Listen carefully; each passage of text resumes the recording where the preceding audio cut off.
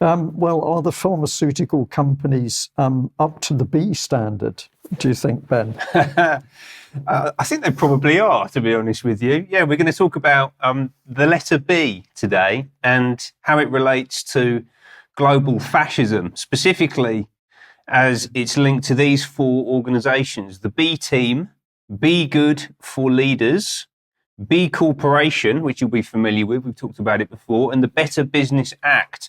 And they present themselves as distinct from each other, right? So these are not the same organisations, but they are part of an ecosystem, and they are very clearly linked behind the scenes, and not just by the second letter of the alphabet, which is in all of their names. So I'm going to start by referring you back to this gentleman.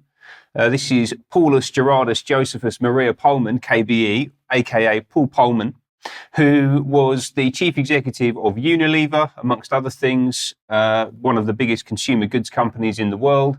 And he now holds 20 concurrent positions, including a trustee of the Rockefeller Foundation, an SDG advocate working on behalf of the UN. He's chair of the Oxford Said Business School, founder of Imagine, which I spoke about in depth a couple of weeks ago, who are reshaping the global food system. And he is also a leader and formerly chairman at the B Team, which is the first of those four organisations that I'm going to talk about. So what is the B Team? They describe their mission as to catalyse a movement of business leaders driving a better way of doing business for the well-being of people and planet. We can recognise a lot of the language here if you're a regular viewer of the column. They've been around for just over 10 years. This came from their website. I'd recommend going to read this report. It's the B Team at 10.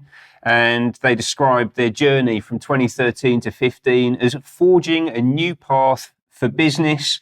They launched with a stellar cast of philanthropists, business people, political leaders: Richard Branson, Arianna Huffington, Mo Ibrahim, Mary Robinson, former president of Ireland, Ratan Tata, were in the mix.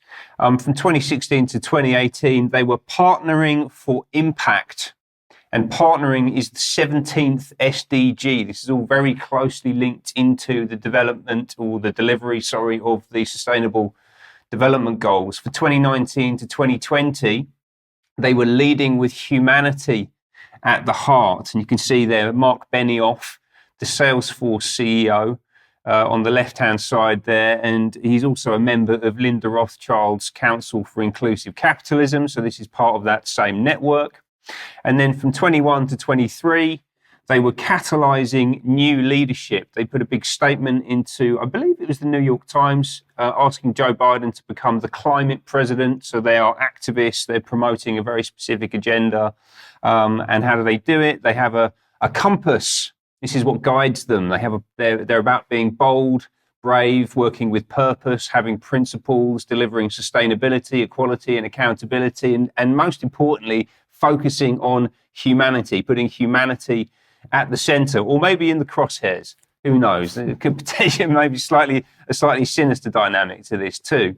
Now, what do they do with this tool? They use it to guide what they call radical collaboration. So you can see the tool on the floor there in the center, all of the participants in this group. You see Richard Branson sitting there and a bunch of other people that we've already talked about. And essentially they're coming together to formulate policy, develop ideas, and then disseminate that down out into the organizations they work with and for, and some of them which they own, but also more broadly into the system. Now, they don't do that themselves, right? This is really important. This is a network that we're looking at. They're interconnected with each other, and they signal to each other, which is where the B is really important. Second organization is this one, B for Good Leaders Summit, and this took place in Amsterdam last week. Lovely little bit of one-eye symbolism there, I think, in the logo. That's a bit blatant, isn't it?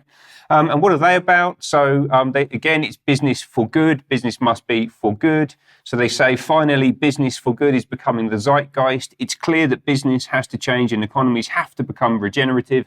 But who is taking the lead? Well, they're taking the lead, right? They put themselves in the driving seat for this. They talk about their community to do more business, creating more impact. They get involved to fund or get funded, right? This is about bringing capital into the conversation. It's a place where inspiration and intelligence is shared. So this is about a marketplace of ideas, a very tightly controlled marketplace of ideas, a place to connect with like-minded leaders, build out your network, and also to get exclusive access to events building the new paradigm. They believe that they are building a new economic paradigm, right? And the B movement sits absolutely at the heart of this. So who was at this event? This took place last week, right? So this was in Amsterdam last week. Who was there? So it was a lot of people. But the first one that caught my attention was Imagine. So this is the Paul Polman group that I spoke about a couple of weeks ago, who are transforming the global food system. They were very excited to be there, talking about inspiration, social capital, natural capital, and financial capital. Right? This is a completely new mindset for how business is being delivered. Who else was at the event? They had a bunch of WEF partners, so this is very closely linked into the World Economic Forum. This is a director from KPMG in Switzerland who was speaking. So this is very much about financial services, climate and sustainability, and creating the regulatory environment and the reporting environment to embed sustainable business practices down into the way that things are happening in the market. And this was also directly connected to one of the other Bs that we've talked about. So this was from one of the breakout sessions. And you can see that the title here is Global and Regional Trends on Impact Investing. Yes, this is about money transforming the system. And the question is, what is offered to B Corps? Yeah, so we've got the B leaders, the B team, the B for Good Leaders Summit, and now we have B Corps at that event, right? So these things are intrinsically linked to each other. And let's remind ourselves very quickly about the B Corp movement and what they are about. Throughout history, humankind has created a multitude of different economic and social systems. And while systems are complex, the truth is they were built by people, so they can be changed by people. We can transform from profiting only the few to benefiting all. From extraction to regeneration, and from individualism to interdependence. It is not an unreachable ideal. It is the reality that we, the B Corp movement, are already building. Together, we're transforming the global economy to benefit all people, communities, and the planet.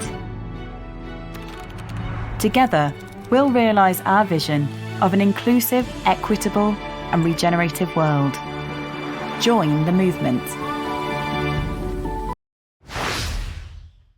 Well, Ben, if I may, a couple of our audience already picked up on the fact that it's very common purpose, like you've got people playing games together about very big and serious subjects. So I noticed that straight away, important people sitting around playing a game together. That's to do with reframing them, whether they realise that or not. But the other thing is we should trust these people because they've abandoned the suits and ties and they've gone the other way. They're in their scruffy denims. They're all looking remarkably casual. So there's a lot of manipulation of the public, even in the way they're presenting this B initiative, in my view. Absolutely, yes. And they're wearing jeans and trainers now, but they're still being paid by the same people. Ultimately, right? So nothing's really changed behind the scenes. So that was the B Corp movement, and actually, you know, I mean, this little screen grab that I took, I think says it all, right? So what have we got? We've got a globalist flag. I'm not even going to talk about the ideologies behind it. It's about climate justice. It's about BLM, yeah, so neo-Marxist political movement and delivery of the Sustainable Development Goals. You can see there on the right-hand side. I think that encapsulates it perfectly.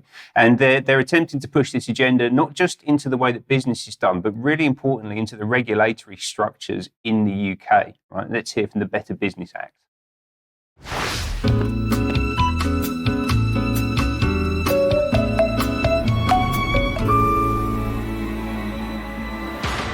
We mean business. Never has there been a more critical moment for humanity to be at its best. Businesses have to decide, keep being part of the problem or become part of the movement to create a better future. We have to update the rules of business today. Instead of hiding behind the broken models of the past, we have to stop overproduction and overconsumption from threatening our natural world and everyone in it. And we have to build a table where everyone is invited to pull up a chair. Thousands of businesses are already reaping the benefits of making these changes.